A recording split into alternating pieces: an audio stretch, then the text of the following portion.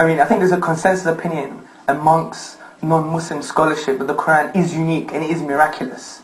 Now, in the past, there was some debate about its miraculousness, but that was because of an ideological point of view. They didn't want Islam to exist. They didn't want it as a way of life. They wanted other ways of life, like commercialism and capitalism. But now people are getting to the academic realm. They understand the Quran that is so beautiful and sublime. Now, the biggest, most fundamental answer to the whole point is this unique literary form.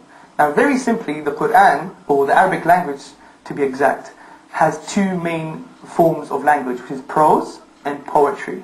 Prose is split up into two furthermore areas of styles, if you like, which is Saj and Mursal. Saj is rhyme prose, and Mursal is like the speech I'm talking to you today, which is straightforward speech. Now, poetry is further split up into 16 rhythmical patterns, which are called the al-bihar. Okay. So it's metrical. It has metrical divisions. Right. Now, the Quran cannot fit into any of those forms of styles, if you like, or the literary forms. It's not prose, because it has an internal rhythm. It's not mursal, because mursal is a straightforward speech. And it's not poetry, because it's not metrical, i.e., it does not fit into any of the rhythmical patterns of Arabic poetry. So this renders the Quran very unique and inimitable.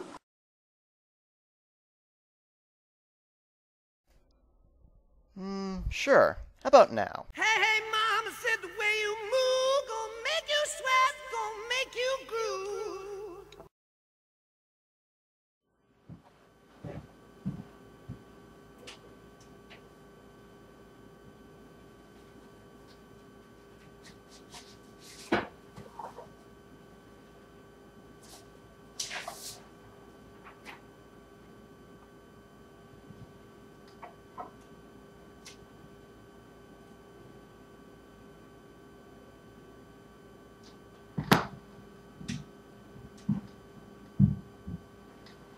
What's up, YouTube?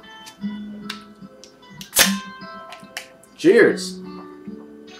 So, why don't we skip the formalities and get right to business? Now, there is nothing wrong with the argument you just heard. It is completely solid. There's not one ad populum fallacy or appeal to authority or anything like that. It's completely sound. I was even about to convert to Islam myself, but then I had a revelation of my own. You see, the truth about the world, the true religion, is not any religion on earth currently practiced en masse. It's not in any holy book, but it is in fact found in this book, J.R.R. Tolkien's The Silmarillion. How do I know this? Led Zeppelin. I'll explain. Like the Quran, Led Zeppelin's music is also completely inimitable. Every single band throughout the 70s and 80s were all trying to be the next Led Zeppelin, and they all failed miserably. Part of the reason for this is that in the same fashion that the Quran marries poetry and prose in the seamless way that it does, Led Zeppelin's music marries the two key elements of Western music, which are classical and blues. This is something that no band had ever done before and that no other band has ever done since. Clearly, this music could not have been written by human beings alone. They must have had help, which is where this book comes in. Now, there are several aspects of both Led Zeppelin's music and J.R.R. Tolkien's literature that connect the two together. The first can be found in another book which is canon in the Tolkien mythology called Morgoth's Rim, a book which makes frequent references to the Eldar, aka the Elves, being incredible musicians. Take the song Stairway to Heaven, for example.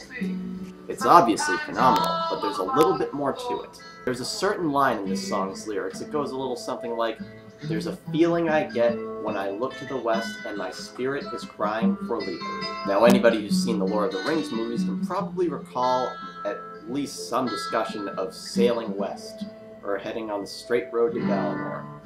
This straight road is exactly what the title Stairway to Heaven is referring to, because the way it is in the books is that this road literally peels away from the earth, just like a giant stairway. Now, the most important part of this is that in J.R.R. Tolkien's later writings, he stated that elves who had never made this trip to Valinor, who stayed here in, well, what used to be Middle-earth, would be overwhelmed by their immortal souls and eventually lose their bodies and become invisible save for whoever they wish to appear for. What this implies is that J.R.R. Tolkien received his writings as revelations from these lingering elves. The miracle that is Led Zeppelin's music confirms this. They too received revelations from these lingerers. I mean, how could you argue with this?